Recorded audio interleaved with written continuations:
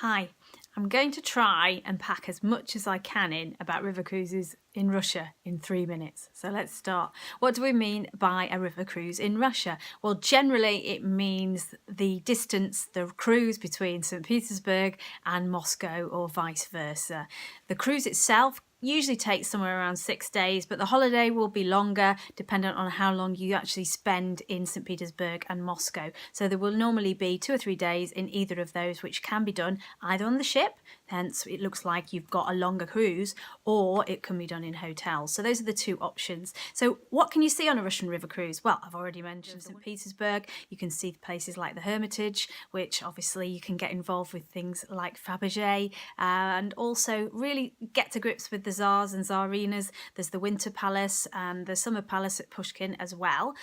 If you then went to Moscow, which is at the other end, you've got a modern capital city which is full of all those delights like the Kremlin, St Basil's Cathedral and Red Square, to name but a few. So things that are really on a bucket list if you've ever wanted to go to Russia. Russia is an adventure and treat it as such. The ships you will find there, the standard is not necessarily as high as you would like it to be if you thought about luxury, but at the same time it's authentic. So we've got some really lovely cheap and cheerful ones that people love, sort of more 2-star standard, going up to more sort of 4-star standard, I would say, in UK terms.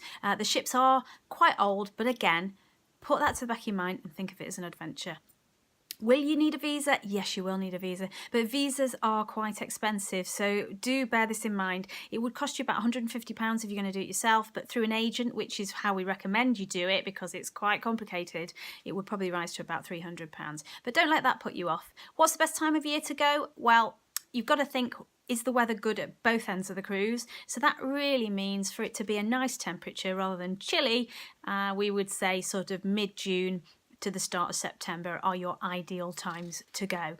On the cruise itself, you're going through fairly rural Russia, so you're going to see some of the what they call golden ring cities, which are nearer to Moscow, which have very historical significance, and you're also going to see places like Kishny Island, which has is a UNESCO World Heritage Site with the Museum of Wooden Architecture as well. There's going to be lots of Russian culture. We have 2 or 3 different operators that we use, so we'd be happy to recommend, so do speak to us. The number's 0800 471 4754. Speak to you soon.